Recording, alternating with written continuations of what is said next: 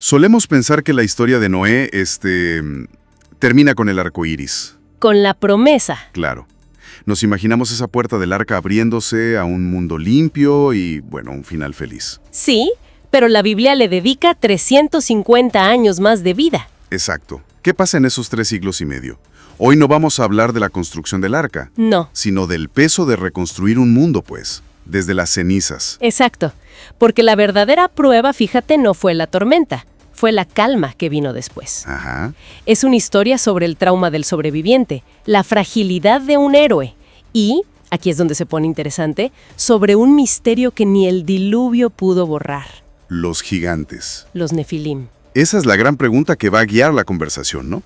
Porque el texto dice que existían en aquellos días. Y también después. ¿Cómo es posible que volvieran? Quédense con nosotros porque las piezas más reveladoras de este rompecabezas van a empezar a encajar más adelante. Y nos interesa mucho saber qué han pensado siempre de esto. Compartan sus primeras ideas en los comentarios. Hoy vamos a explorar la vida de Noé postdiluvio en, digamos, 3 etapas. Ajá. Primero, el desafío psicológico de ser el último hombre de un mundo perdido.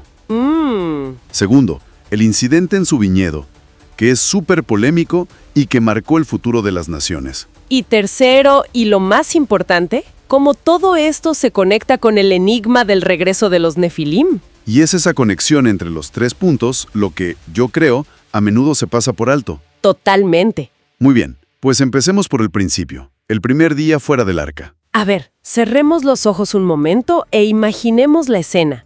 Noé tiene 600 años. 600. Sale del arca no a un mundo verde y vibrante, sino a uno silencioso, cubierto de lodo y muerte.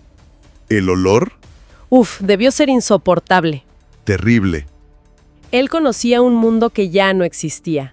No había ciudades, ni vecinos, Ni sonidos. ni el sonido de los animales del bosque que él recordaba.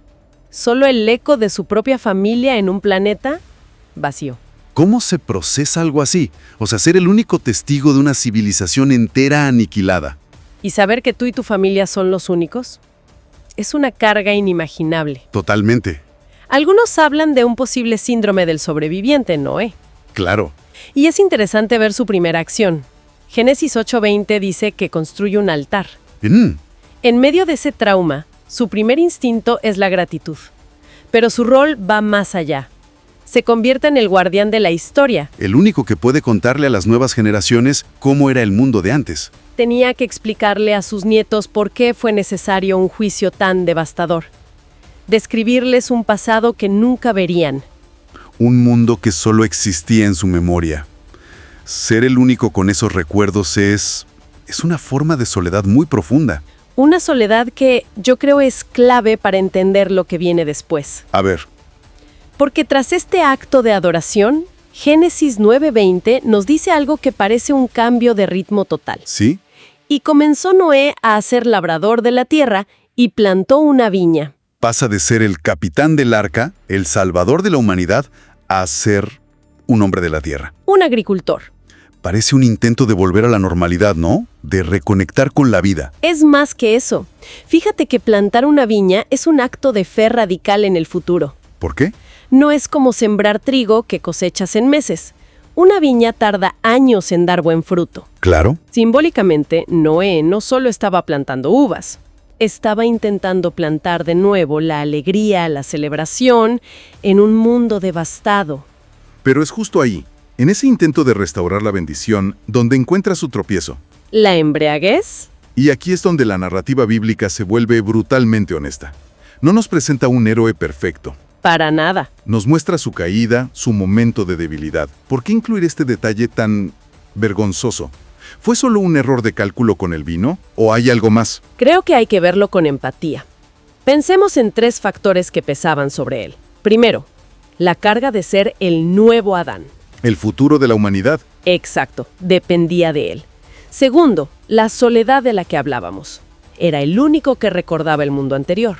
Quizá el vino no fue solo para celebrar, sino para anestesiar el dolor de esos recuerdos, una especie de automedicación para un trauma que nadie más podía entender. Tiene mucho sentido. ¿Y el tercer factor? Es una constante en la teología bíblica. No se idealiza a los héroes. David, Moisés, Abraham. Todos tienen sus fallas expuestas. Claro, nos recuerda que Dios no usa a gente perfecta, sino a gente dispuesta. Y lo más crucial es el timing. El momento en que ocurre. Sí, esto ocurre justo después del pacto del arco iris. Dios sella su promesa sabiendo perfectamente que Noé va a fallar. La gracia no depende de nuestra perfección. Esa perspectiva lo cambia todo. Y nos lleva directo al incidente con su hijo Cam, porque las consecuencias de esa noche no se quedaron en la tienda, ¿verdad? Para nada. ¿Qué fue lo que realmente pasó ahí dentro? Bueno, la historia es conocida.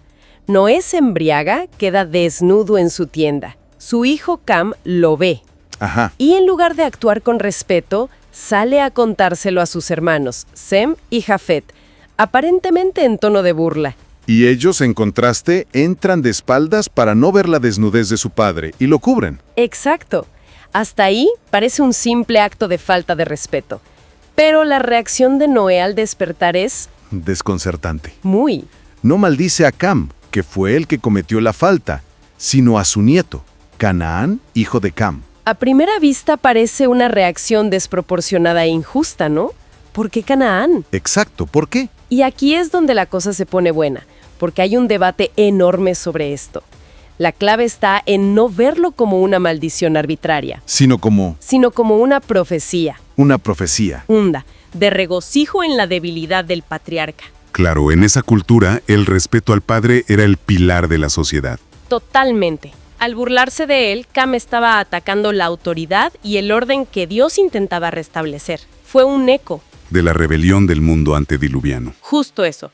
O sea, Noé vio en el acto de Cam el mismo espíritu que llevó al mundo a la ruina. Y como profeta, Como profeta, ve que esa semilla de rebeldía va a marcar a su descendencia. No es que lo esté castigando en el momento, sino que está viendo el futuro. es como si dijera, este espíritu que mostraste hoy va a definir el camino de tu linaje a través de Canaán, y esa será su ruina. Precisamente. Y aquí viene la conexión crucial que prepara el terreno para nuestro misterio principal. A ver, Esa descendencia se convertiría en el epicentro geográfico y espiritual que albergaría a los enemigos de Israel, y específicamente a las tribus de gigantes que reaparecerían. Ok, llegamos al punto clave. Génesis 6:4, antes del diluvio. Dice que había gigantes, los Nefilín, en la tierra. Pero añade esa frase que lo cambia todo. Y también después. Y también después. Si el diluvio fue un reinicio total que eliminó a todos menos a los 8 del arca, ¿cómo es posible que después volvieran a aparecer? Este es uno de los grandes misterios. Y para entenderlo, primero hay que recordar quiénes eran. No hablamos de hombres simplemente altos. ¿No? El texto de Génesis 6 los describe como el resultado de la unión entre unos seres llamados hijos de Dios, que muchos interpretan como seres celestiales, ángeles. Y las hijas de los hombres, mujeres humanas. Correcto. Su existencia fue uno de los catalizadores de la corrupción que llevó al diluvio. El reinicio debía acabar con ellos, pero pues no lo hizo del todo. Y hay varias teorías para explicarlo, ¿no? Ninguna definitiva. Ninguna. Exploremos esas teorías. ¿Cuál sería la primera? La primera es la que podríamos llamar la teoría genética. Ok. Sugiere que el ADN de los Nefilim, de alguna manera, sobrevivió a bordo del arca. ¿Cómo? La idea es que una de las 3 nueras de Noé, la esposa de Cam, Sem o Jafet, podría haber portado esta línea genética de forma recesiva. Entiendo la lógica, pero, si me permites, esa teoría me genera una pregunta. Adelante. ¿No parece una conveniencia narrativa? O sea, sugiere que Dios, al planificar una purificación tan meticulosa, habría pasado por alto un detalle genético tan crucial. Es una supervisión bastante grande. Demasiado grande, ¿no? Es una objeción excelente. Y es precisamente la mayor debilidad de esa teoría. Parece contradecir el propósito mismo del diluvio. Por eso muchos estudiosos se inclinan por otra opción. La segunda. La teoría de la segunda incursión. ¿Que el mismo evento de Génesis 6 se repitió? Exactamente. Esta teoría propone que, después del diluvio, otro grupo de ángeles caídos repitió el mismo pecado. Se cruzaron de nuevo con mujeres humanas y dieron origen a una nueva generación de gigantes. Aunque los apóstoles Pedro y Judas escriben que los ángeles originales fueron encarcelados, esto no impediría que otros siguieran ese camino. Eso explicaría por qué los gigantes parecen concentrarse en ciertas áreas y no estar esparcidos por todo el mundo. Ajá. Lo que me lleva a la tercera teoría, que si no me equivoco, conecta directamente con lo que hablamos sobre Cam y Canaán. Correcto. Y para mí, esta es la más intrigante. Es la teoría de la puerta espiritual de Canaán. A ver, explícala. Sostiene que la rebelión de Cam y la profecía sobre su linaje no fue solo un drama familiar, fue un evento espiritual que, en esencia, abrió una puerta. Espera un momento. ¿Qué significa exactamente abrir una puerta espiritual? Para alguien que no está familiarizado con el concepto, ¿podríamos explicarlo como una especie de invitación? Como si la actitud de rebelión de Cam y sus descendientes creara un ambiente, un territorio espiritual, donde estas entidades malignas se sintieran bienvenidas a manifestarse de nuevo. Esa es una analogía perfecta. Es como si ese linaje, a través de su trayectoria de rebelión, hubiera puesto un tapete de bienvenida para esa influencia sobrenatural. Y por eso los gigantes posdiluvio. Los Anakim, los Refaim, los Emim se concentran casi exclusivamente en la tierra de Canaán, el territorio de los descendientes de Cam. No es una coincidencia genética, sino una consecuencia espiritual. Y Noé vivió otros 350 años para ver el comienzo de todo esto. Imagínate. Vio a sus descendientes esparcirse. Vio surgir a su propio bisnieto, Nimrod, Descendiente de Cam. fundador de Babilonia. La Biblia lo describe como el primer poderoso en la tierra posdiluvio, un restaurador de ese poder desafiante de los antiguos gigantes. Exacto. Nimrod representa ese espíritu de volver a ser gigante por méritos propios, desafiando a Dios con proyectos como la Torre de Babel. Y las tribus que vinieron después son el legado tangible de esa rebelión. Pensemos en los Anakim. Cuando los espías de Moisés llegaron a Canaán siglos después, regresaron aterrorizados. Sí, su informe en el libro de Números es escalofriante.